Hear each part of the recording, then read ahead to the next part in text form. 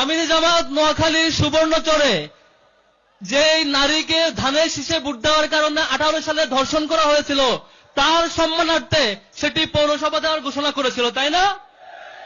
অথচ বিএনপি যেটা করলো সেটা হচ্ছে সেই ধর্ষক যে আসামি তাকে ধানের শীষের নেতৃত্বে নিয়ে এসে ক্যাম্পেইনের পক্ষে নিয়ে আসলো। এটা লজ্জা তাদের জন্য।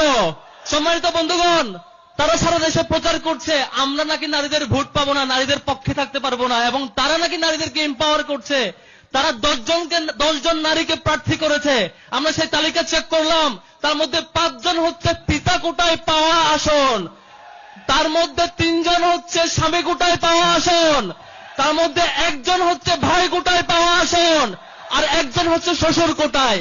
এই নানা পরিবারতন্ত্রের পাওয়া কোটা দিয়ে আর 1.5 বছরে 63 জনের বেশি সংখ্যক নারীকে ধর্ষণ করে নারীদেরকে এম্পাওয়ার করা হয় না, বরং ব্যবহার করা হয়। আমরা এর জবাব 12 তারিখ দিব ইনশাআল্লাহ।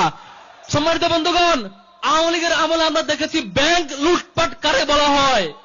আজকে বিএনপির প্রার্থীদের মধ্যে টিআইবির রিপোর্ট, ট্রান্সপারেন্সি ইন্টারন্যাশনাল বাংলাদেশের রিপোর্ট, 59.41% বিএনপির প্রার্থী ঋণ খেলাপিতে আক্রান্ত।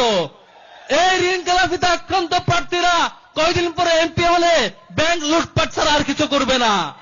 অবস্থা দেখে মনে হচ্ছে খুব বেশি কিছু না, নৌকার জায়গায় খালি ধানের শীষ বসে গেছে, সব কিছু আগের মতো রয়ে গেছে।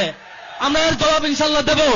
12 তারিখ 1 নম্বর জবাব হবে হা ভোটের মধ্য দিয়ে ফেসিবাদ আসবার সকল পথ আমরা বন্ধ করে দেব ইনশাআল্লাহ।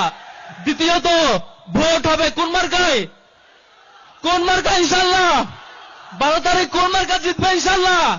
ঢাকা বিশ্ববিদ্যালয় থেকে শিক্ষার্থীদের যে রেসপন্স আমরা পেয়েছিলাম, জগন্নাথ বিশ্ববিদ্যালয়ে এসে যে রেসপন্স থেমেছে, সেটা 12 তারিখ দাঁড়িপাল্লার বিজয়ের মধ্য দিয়ে চূড়ান্ত হবে ইনশাআল্লাহ।